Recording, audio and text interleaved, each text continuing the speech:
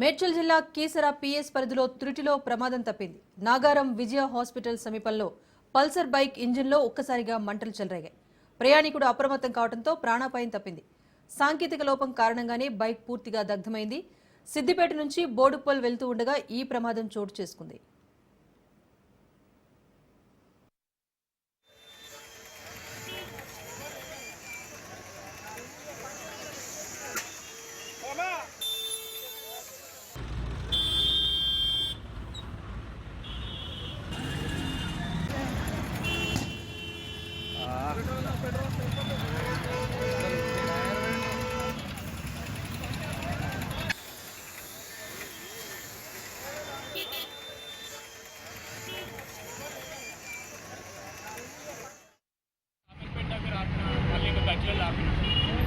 నాగారంకి వచ్చినాక కొంచెం మంటలు స్టార్ట్ అయినాయి. మంటలు వచ్చేసినాయని బండి ఆఫ్ చేసిన ఎక్కువ అయిపోయింది.